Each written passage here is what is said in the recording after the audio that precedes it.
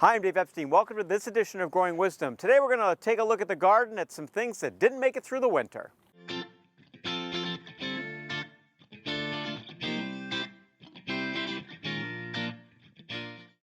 I'm standing in front of a rhododendron. Now this rhodey's been here probably about 15 years or so.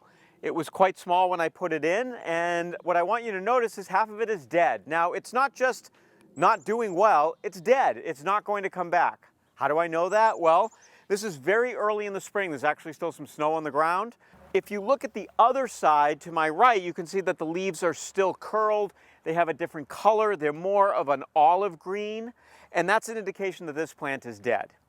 Now, if you want to be sure that it's dead, you can take a little twig and scratch it.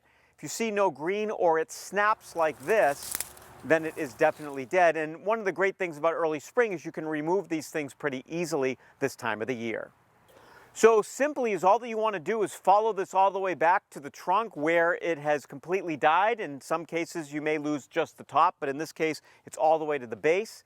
And we're going to actually just cut this out and we'll discard it. We'll either put it in the compost pile or chip it up and put it back in the garden in some form. The theme here is that early spring is a great time to identify those plants that have not made it through the winter. Here's another plant. This is an Abies pensapo. It's actually a Spanish fir. It's barely hardy here. It's lasted for several years, but it did not make it, for whatever reason, through this particular winter.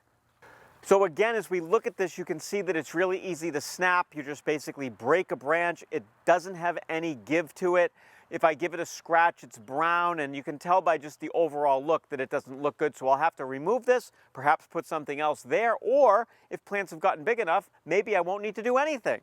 Take a look around your garden in early spring, and with evergreens, it's particularly easy to tell what has not made it through the winter. Now, if you're not sure, you can leave it, but if you're looking for something to do early on before things really start growing, removing dead stuff is a great opportunity to start gardening. For Growing Wisdom, I'm Dave Epstein.